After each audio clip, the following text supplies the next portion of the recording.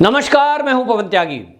डर किसे कहते हैं, भय किसे कहते हैं, अगर किसी को यह महसूस करना है तो पश्चिम बंगाल में जाके देखे कि वाकई में गुंडों का, बाकायदा राजनीतिक दलों का एक सुनियोजित षड्यंत्र के तहत भय का माहौल कैसे बनाया जाता है। ये पूरे पश्चिम बंगाल में किया जा रहा है और इस भय में आप देखिए पूरे भारत में ये पहली बार हो रहा है कि बड़ी संख्या में भारतीय जनता पार्टी, जो कि भारत की सबसे बड़ी राजनीतिक पार्टी आज की डेट में है, उसके कार्यकर्ता बड़ी संख्या में, और बड़ी संख्या बोल रहा हूं तो हजारों में, लगातार वापसी कर रहे हैं। अभी तक कुछ सैकड़ों संख्या ऐसी मानी गई है, लेकिन अब ये धीरे धीरे बढ़ रही है। एकदम 200 कार्यकर्ता, जिनको आपको बताऊं टीएमसी में वापसी जिन लोगों ने की है, और उनका कहना यह है कि चुनाव के बाद से, जब से टीएमसी की सरकार पश्चिम बंगाल में बनी है, भारतीय जनता पार्टी के कार्यकर्ताओं का रहना दूभर हो गया है। यहां तक कि हिंसा, मारपीट, बलात्कार, घरों को जलाना, दुकानों को लूटना, और उन्होंने कह दिया कि ये टारगेट किया जा रहा है केवल भारतीय जनता पार्टी के कार्यकर्ताओं को। और इसलिए जब ऐसे में पश्चिम बंगाल के अंदर ये दहशत फैलाई जा रही है और पुलिस और प्रशासन गुंडों की भाषा बोल रहा है, गुंडों के साथ मिलकर, तब ऐसे में भारतीय जनता पार्टी छोड़कर टीएमसी में जाने के अलावा और कोई चारा नहीं बचाया है।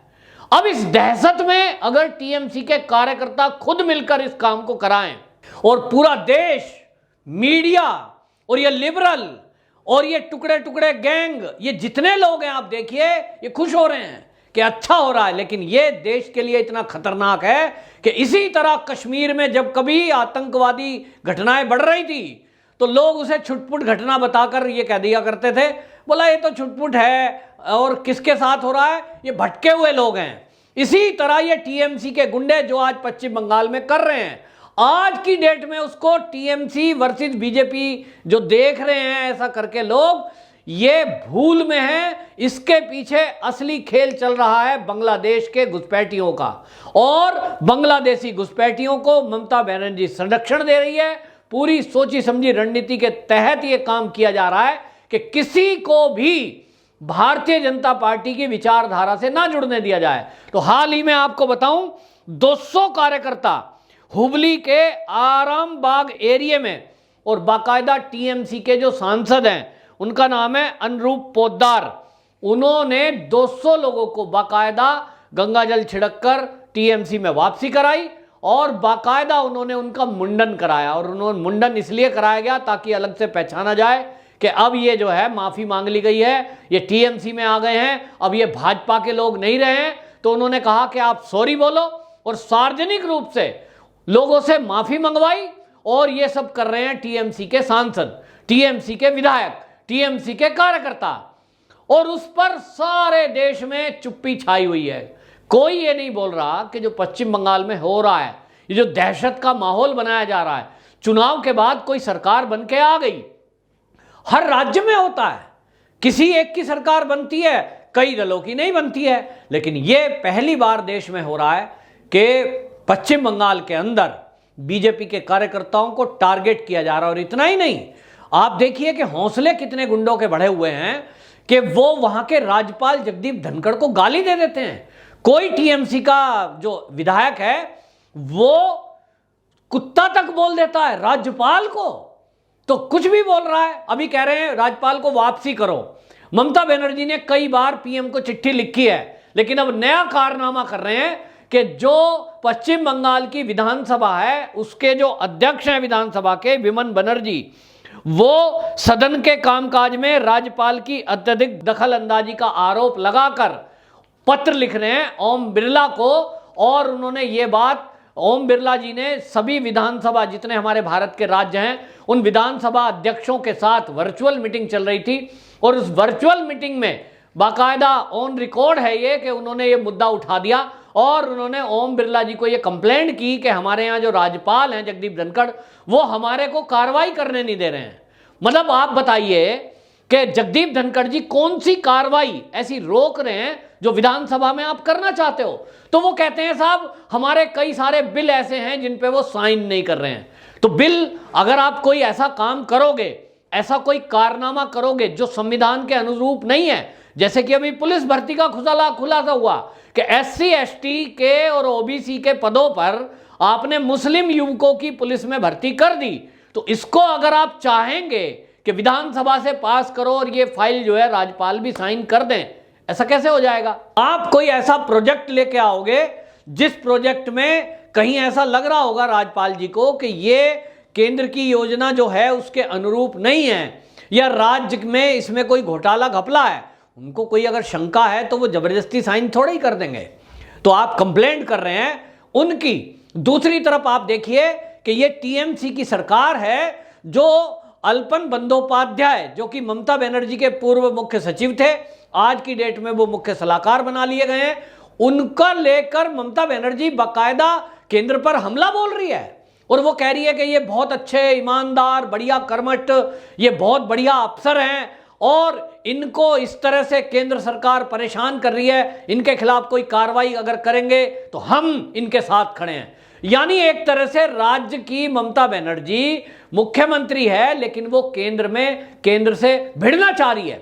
और मुद्दा कोई भी हो, मतलब हर मुद्दे पे आप लड़ोगे और केंद्र के सामने खड़े हो जाओगे, तो ममता बनर्जी को यह समझना चाहिए कि वो इस देश की राष्ट्रपति नहीं है, वो एक राज्य की केवल मुख्यमंत्री है। तो उनका एक सीमित दायरा है जो कि पश्चिम बंगाल की सीमाओं तक है। आपके कोई भी आदेश वहां चल सकते हैं, लेकिन आप किसी एक ऐसे अधिकारी के बारे में कोई आदेश नहीं दे सकते केंद्र को, ना टिप्पणी कर सकते हो जो केंद्र के अधीन आता हो। और अल्पन बंदोपाध्याय वो अधिकारी हैं, क्योंकि वो IAS हैं, वो केंद्र के अधीन आते हैं। केंद्र उनको राज्यों में अस्थायी तौर पर भेजता है, यानी भेजता है नौकरी पर, लेकिन कभी भी उनकी नौकरी में रूल रेगुलेशन में ये तय है कि कभी भी देश के किसी भी भाग में या विदेश में भी IAS को भेजा जा सकता है केंद्र सरकार के काम से। तो आप कैसे रोक सकते हो? कैसे किसी की नियुक्ति कर सकते हो? और कैसे देश के प्रधानमंत्री का अपमान कोई कर सकता है? तो जो कोई करेगा वो भुगतेगा और उसके खिलाफ केंद्र सरकार कानूनी कार्रवाई करने के लिए आजाद है। लेकिन ममता बनर्जी अल्पन बंदोपाध्याय के साथ खड़ी हूं कहकर केंद्र को भी कहीं ना कहीं चुनौती दे रही है और केंद्र से सीधा सीधा टकराव के मूड में है। और हमने देखा ही है कि कोई IPS अधिकारी हो या IAS, जांच के लिए और बातचीत के लिए अगर केंद्र बुलाता है तो ममता बनर्जी कहती है तुमको जाने की जरूरत नहीं है। दहशत का माहौल इतने तक ही खत्म नहीं होता। हमने देखा कि यह दहशत इतनी है कि दिल्ली में बैठे सुप्रीम कोर्ट के चीफ जस्टिस वो तक डरते हैं मामलों की सुनवाई करने में। हमने देखा कि 2 चीफ जस्टिस ऐसे थे जिन्होंने अपने को पश्चिम बंगाल से जुड़ी हुई घटनाओं के मामले में सुनवाई करने से मना कर दिया। किस लिए?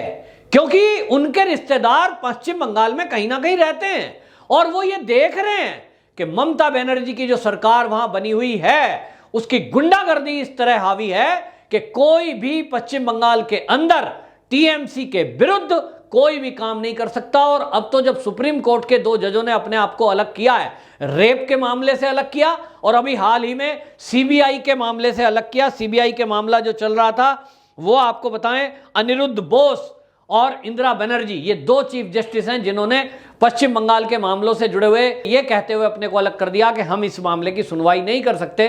अब उन्होंने कारण नहीं बताया, लेकिन बाकी जो लोग इस मामले में जुड़े हुए हैं और पूर्व न्यायाधीश हैं उन्होंने बताया है कि ममता बनर्जी के जो गुंडे हैं वो बाकायदा ऐसे लोगों की नजर रखते हैं कि ये जो चीफ जस्टिस है इसका रिश्तेदार कौन है, किस एरिया में रहता है, कहाँ रहता है, तो उसको परेशान करेंगे, उसको डराएंगे, धमकाएंगे, उसके घर के आसपास बमबाजी करेंगे, उसका मार्केट में निकलना हराम कर देंगे ये। तो इसलिए लोगों ने अपने आप को अलग कर लिया।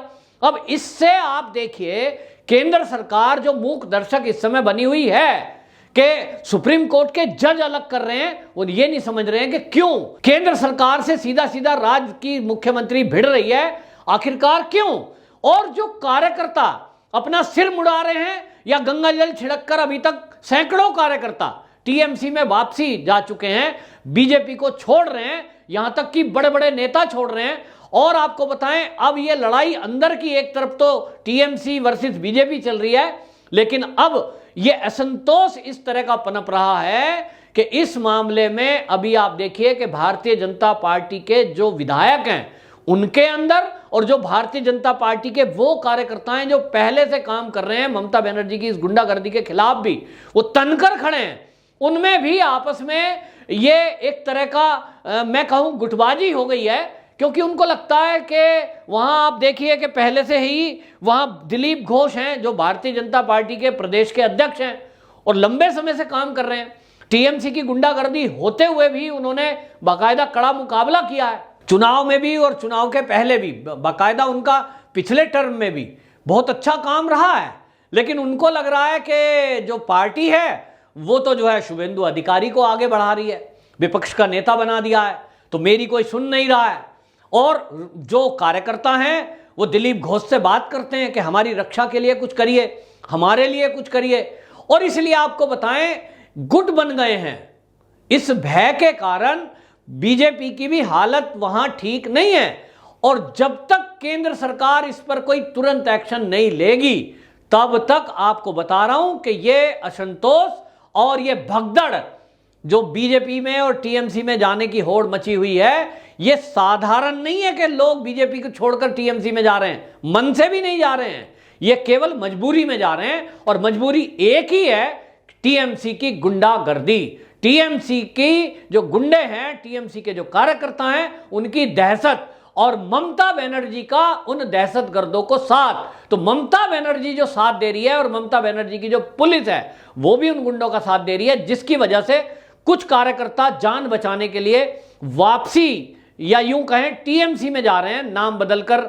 लेकिन उनकी भावना को कोई नहीं बदल सकता। जिस तरह से लोगों का मुंडन किया गया है, सिर मोड़ा गया है, ये एक अपमानजनक बात है, जिसमें ज्यादातर दलित परिवार से जुड़े हुए युवक थे, उनको जबरदस्ती सर का मुंडन कर दिया गया उनका।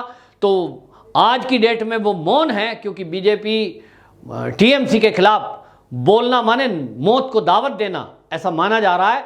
लेकिन केंद्र सरकार इस पे जल्द ही अगर एक्शन नहीं लेगी तो ये भगदड़ बंद नहीं होने वाली है। और इसीलिए सारे कार्यकर्ता केंद्र को कह रहे हैं कि जल्दी से राष्ट्रपति शासन लगाया जाए, ताकि ये जो कार्यकर्ताओं में भय व्याप्त है इसको समाप्त किया जा सके। वंदे मातरम।